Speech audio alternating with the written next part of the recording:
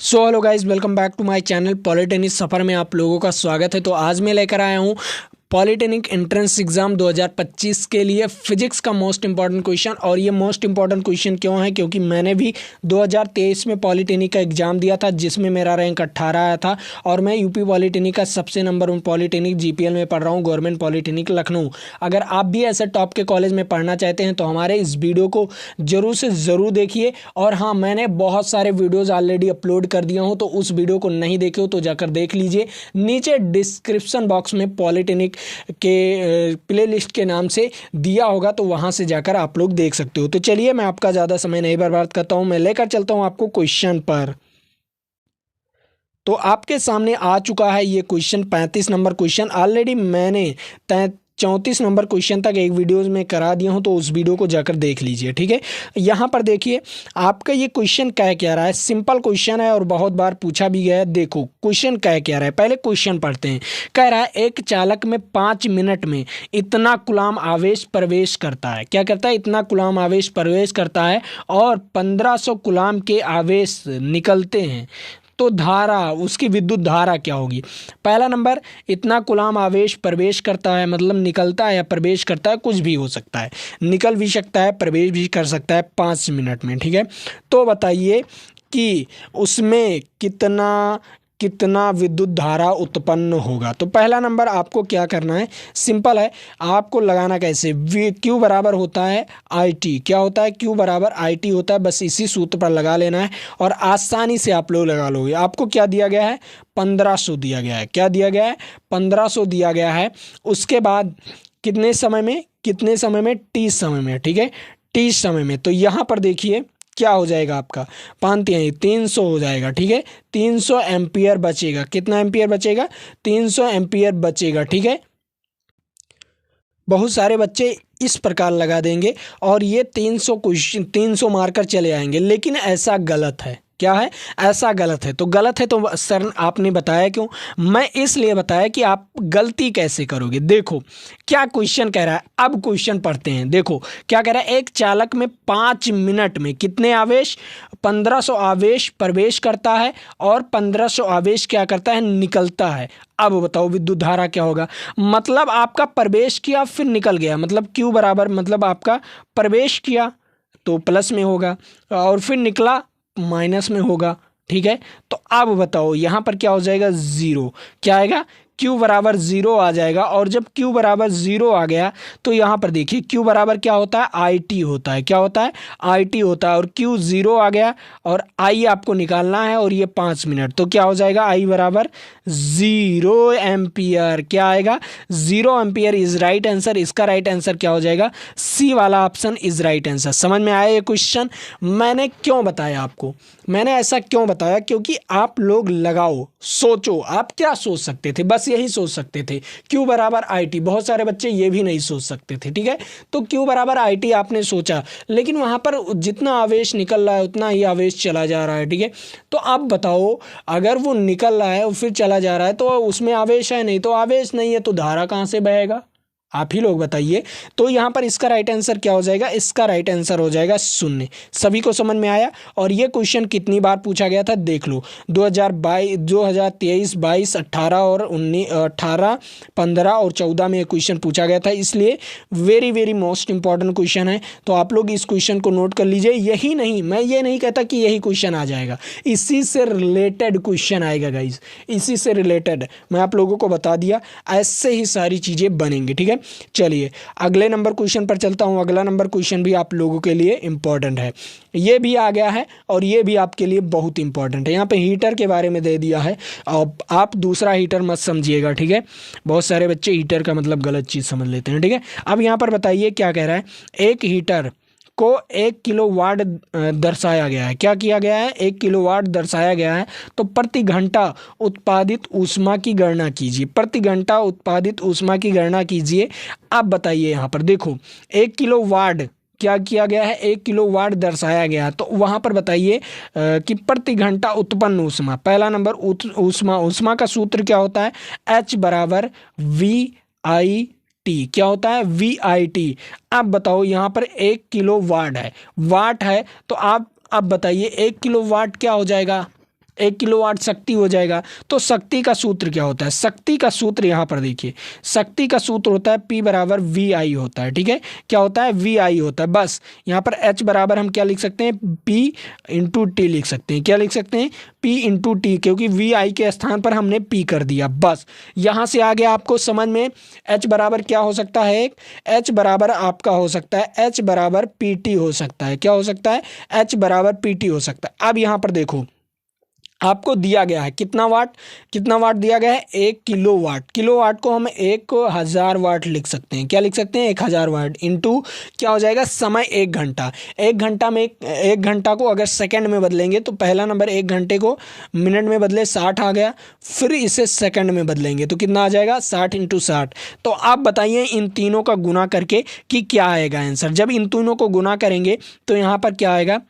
36, छक्का 36, उसके बाद कितने जीरो? 1 2 3 4 5, 1 2 3 4 5, 5 जीरो होगा। अब यहाँ पर तो कोई ऑप्शन नहीं है। अब देखो कौन सा ऑप्शन सही जाएगा? ये वाला ऑप्शन सही जाएगा, ये तो गलत जाएगा क्योंकि यहाँ पर 36 नहीं है, यहाँ पर है, यहाँ पर है। अब बताओ यहाँ पर कौन सा ऑप्शन सही जाएगा? तो आप लोग देखो, यहाँ पर 36 के बाद 5 जीरो, यहाँ पर क्या है? 36 के बाद 5 जीरो है, लेकिन यहाँ पर 36 के बाद 2 जीरो है तो ये घट जाएगा। अब यहाँ पर देखो कौन सा ऑप्शन सही जाएगा आपका? 36 के बाद 2 जीरो और ये 3 जीरो, कितना हो जाएगा? 5 जीरो। तो कितना आएगा? कितना जूल आएगा? 3600 किलो जूल। क्या हो जाएगा? यहाँ पर अगर मैं इसे लिखूँ, इस चीज़ को अगर लिखूँ, देख लो, अगर मैं इस चीज़ को लिखूं तो 3600 किलो जूल होना चाहिए। ठीक है, 3600 किलो जूल। ठीक, वही चीज़ इसे भी लिख सकते हैं 3600 किलो जूल। ठीक है, किलो जूल। ठीक, इसका राइट आंसर क्या हो जाएगा? H बराबर 3600 किलो जूल। समझ में आया क्वेश्चन? कैसा क्वेश्चन था? बेहतरीन क्वेश्चन था और आपके पॉलिटेक्निक एंट्रेंस एग्जाम के लिए बेहतरीन है और आने वाले कोई भी रेलवे एग्जाम के लिए बेहतरीन क्वेश्चन है। ठीक है, मैंने यहाँ पर बता दिया। अब देख लो ये क्वेश्चन कितनी बार पूछा गया था। ये क्वेश्चन पूछा गया था 2023, 22, 20 और 21 में पूछा गया था। तो ये भी आपके लिए very very most important question है। ठीक है, अब मैं आप लोगों को एक बार फिर से सूत्र को कैसे प्रूव किया था उसे मैं आप लोगों को बता दूं। अब यहाँ पर देख लीजिए, देखो क्या किया था मैंने? H बराबर क्या लिखा? VIT आपको पता है। ठीक है, H बराबर VIT, लेकिन P बराबर क्या होता है? VI होता है। क्या होता है? VI होता है। तो VI के स्थान पर हम क्या लिख सकते हैं? VI के स्थान पर हम P लिख सकते हैं। ठीक है, P इंटू टी। ठीक, बस यही था सूत्र जो मैंने इसे लगाया। ठीक है, इसमें कोई और दो राय सूत्र नहीं लगाया। ठीक, चलिए अगले नंबर क्वेश्चन पर चलता हूँ। अगला नंबर क्वेश्चन भी आप लोगों के लिए इम्पोर्टेंट है। अब ये बताना है आपको प्रतिरोधकता का एसआई मात्रक। प्रतिरोधकता का एसआई मात्रक क्या है, इसके बारे में बात करते हैं। पहला नंबर देख लो, प्रतिरोधकता क्या चीज़ होती है। पहला नंबर, प्रतिरोधकता क्या चीज़ होती है। और यहाँ पर आप लोग देखो कि ये कितनी बार पूछा गया है, 2022, 21 और 20 में। ठीक है, तो इम्पोर्टेंट है तो है। अब प्रतिरोधकता क्या होती है, यहाँ से देखो, एक सूत्र होता है R बराबर रो L अपान A। ठीक है, ये सूत्र होता है आपका। ठीक है, R बराबर क्या होता है? R बराबर रो L अपान A। अब देखो रो क्या होता है? रो आपकी प्रतिरोधकता होती है। क्या होती है? रो आपकी प्रतिरोधकता होती है। प्रतिरोधकता, बस इसी का यहाँ से निकालना है, क्या? मात्रक निकालना है। ठीक है, प्रतिरोधकता। ठीक, उसके बाद आपका यल क्या होता है? लंबाई होती है, तो सभी बच्चे जानते होंगे। ठीक है, एल लंबाई होती है। एरिया क्या होता है? क्षेत्रफल होता है। ठीक है, तो इतना तो सभी बच्चे जानते होंगे। ठीक है, लेकिन अब रही बात कुछ चीज़ें जो आपको नहीं पता होनी चाहिए। ठीक है, और वो मैं आपको बताने वाला हूँ। ठीक, देखो R बराबर होता है रो L अपान A। बस आपको रो का मान निकालना है, तो रो एक तरफ कर दीजिए। ठीक है, देखो तो R ये वाला ऊपर गुना हो जाएगा तो A अपान L रो बराबर हो जाएगा। क्या हो जाएगा? रो बराबर क्या हो जाएगा? R into AL। अब देखिए R का मात्रक क्या होता है? R का मात्रक होता है, देख लो यहाँ पर, R का मात्रक होता है ओम। R का मात्रक होता है क्या? ओम। ओम होता है R का मात्रक ओम। और एरिया का मात्रक होता है मीटर स्क्वायर और लंबाई का मात्रक होता है मीटर और ये रो। ठीक है, तो मीटर से 1 मीटर कैंसिल हो जाएगा, तो यहाँ पर क्या आएगा?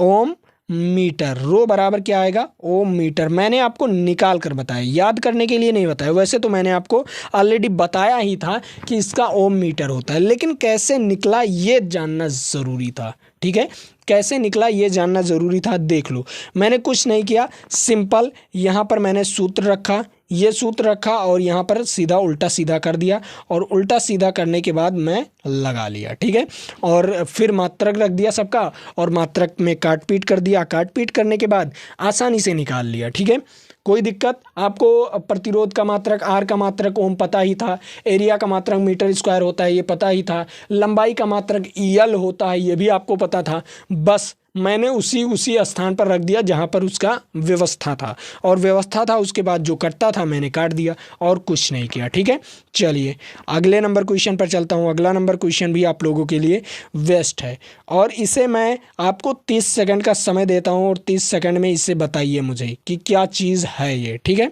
इस 30 सेकंड में आप लोग बता सकते हो। वेरी वेरी मोस्ट इंपॉर्टेंट है, और इसे मैं आप लोगों को बताने वाला हूँ एकदम शॉर्टली, और आप लोग समझने वाले हो एकदम ब्रीफली। ठीक है, चलिए तो अब ये क्वेश्चन क्या कह रहा है, 38 नंबर क्वेश्चन क्या कह रहा है, सिंपल क्वेश्चन है। देखो क्या कह रहा है, यहाँ पर दिया गया है कि निम्नलिखित में से कौन सी ऊर्जा सूर्य से ली जाती है, कौन सी ऊर्जा सूर्य से ली जाती है। और बहुत मोस्ट इंपॉर्टेंट क्वेश्चन है, 2023, 22, 21 में ये क्वेश्चन पूछा गया है, इसलिए ये very very most important question. ठीक, अब देखो कौन सी ऊर्जा सूर्य से ली जाती है। पहला नंबर आपने सुना होगा पवन ऊर्जा। अब पवन ऊर्जा कहोगे ये तो हवा से मिलता है सर, नहीं गाइज, नहीं बचवा, ये पवन ऊर्जा आपकी कैसे मिलती है। देखो पहले मान लीजिए पृथ्वी है, पृथ्वी पर कोई सूर्य का प्रकाश पड़ा, क्या होगा, सूर्य का प्रकाश पड़ रहा है, यहाँ से किरण प्रकाश पड़ रही है। ठीक है, ये प्रकाश पड़ रही है। ठीक, सूर्य की प्रकाश पड़ रही है। मान लीजिए सूर्य की प्रकाश तो पड़ रही है किरण, तो यहाँ पर क्या होगा, यहाँ पर गर्मी उत्पन्न होगा। गर्मी उत्पन्न होगा कि नहीं, पृथ्वी पर गर्मी उत्पन्न होगा। और जब गर्मी उत्पन्न होगा तो आपने सुना है जो गैस होती है गर्मी में क्या होती है, फैलती है।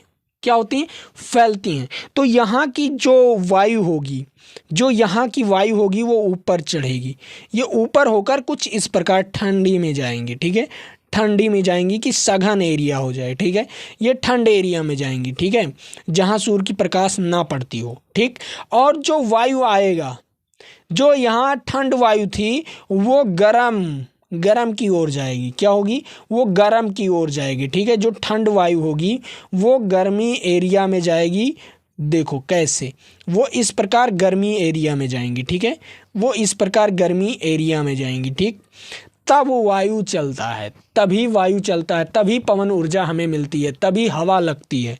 ठीक है, जब जहाँ पर ज़्यादा गर्मी पड़ेगा वहाँ से ठंडी हवा, कुछ अगर आसपास की ठंडी हवाएं होंगी वो ठंडी हवाएं आएंगी, उसके बाद दोनों तरफ से ठंडी हवाएं आएंगी। फिर उसके बाद क्या होता है, गर्मियों में देखे होंगे बवंडर ज़्यादा बनता है। क्यों बनता है, क्योंकि गर्मी होती है और हवाएं क्या होती हैं, दोनों तरफ से जब टकराएंगी, जब दोनों तरफ से टकराएंगी तो घूमना शुरू कर देती हैं, और घूम घूम कर क्या हो जाता है, बवंडर बना लेता है। क्या बना लेता है, बवंडर बना लेता है। तो उसी को हम क्या कहते हैं, पवन ऊर्जा कहते हैं। ठीक है, क्या कहते हैं, पवन ऊर्जा कहते हैं। उसके बाद आप लोग देखिए क्या हो जाएगा, जैव भार ऊर्जा।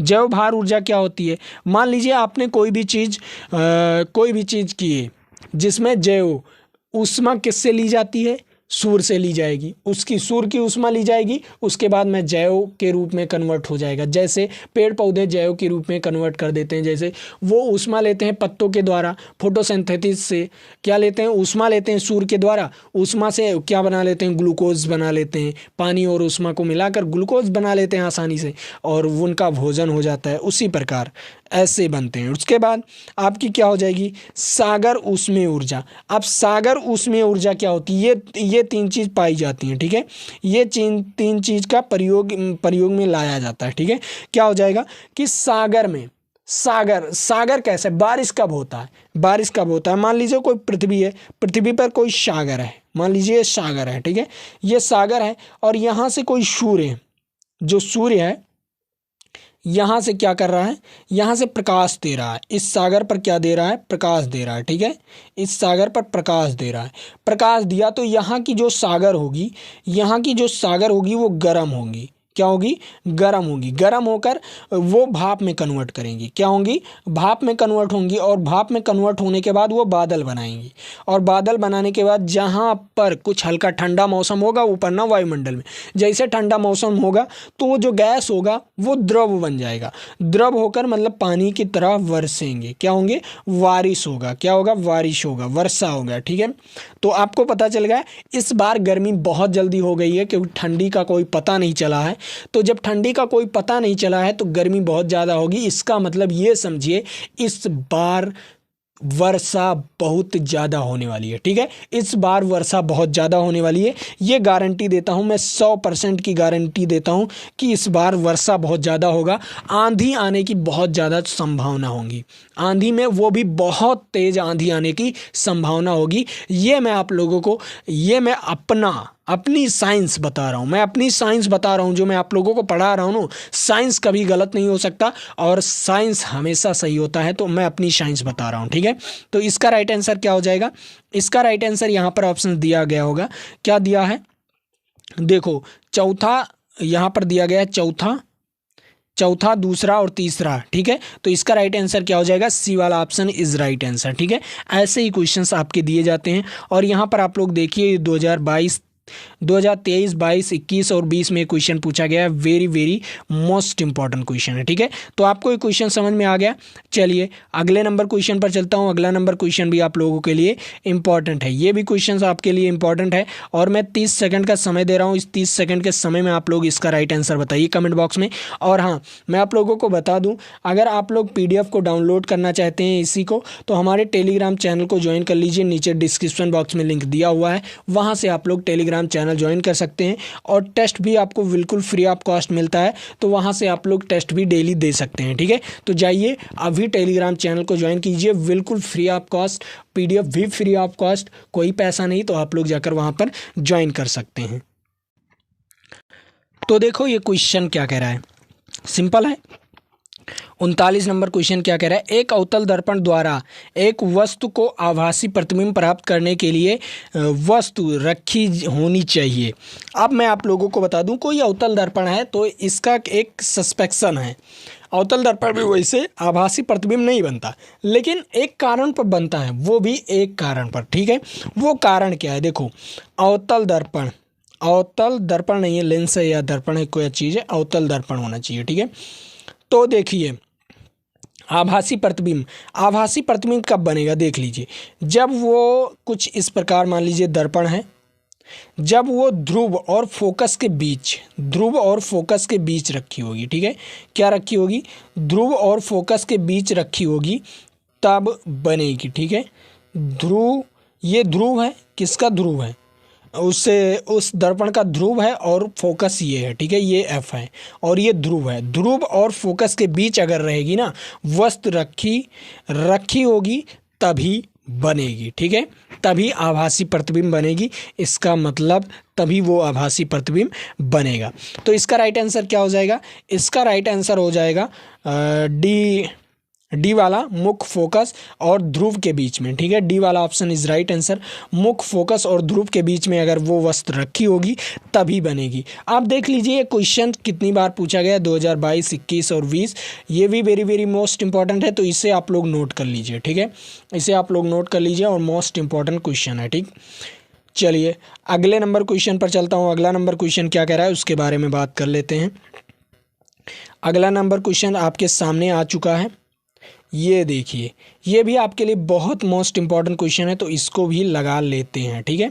यहाँ पर देखिए क्या कह रहा है ये क्वेश्चन कह रहा है कि प्रकाश की शक्तिशाली समांतर जो किरण पुंज होती है, जो समांतर किरण पुंज होती है, पुंज करने के लिए वाहनों के हेडलाइट में होता है। बताइए, जो समांतर किरण, जो शक्तिशाली समांतर किरणें होती हैं, उससे पुंज प्राप्त करने के लिए, किरणें पुंज प्राप्त करने के लिए वाहनों के हेडलाइट में कौन सा चीज़ लगाया जाता है या कौन सा दर्पण लगाया जाता है। अब बताइए वाहनों में कौन सा दर्पण लगता है, वाहनों में कौन सा दर्पण लगता है, बताइए।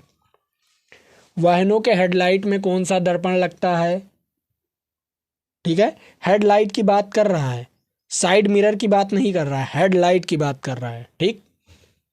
फैलाने की बात, बताइए। हेडलाइट की बात कर रहा है।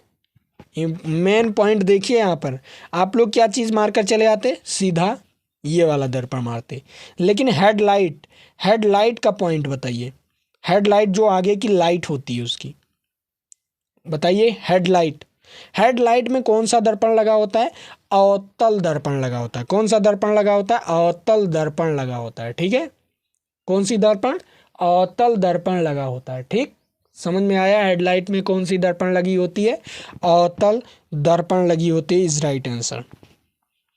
इसका राइट आंसर क्या हो जाएगा, वी वाला ऑप्शन इज राइट आंसर। और आप लोग इसे देख सकते हो, अगर वहाँ पर पूछता कि जो साइड मिरर होता है, जो साइड मिरर होता है उसमें कौन सा दर्पण लगा होता है, तो उत्तल दर्पण, ठीक है। लेकिन जो आपके हेडलाइट होता है, हेडलाइट में कौन सा, अवतल दर्पण, ठीक है।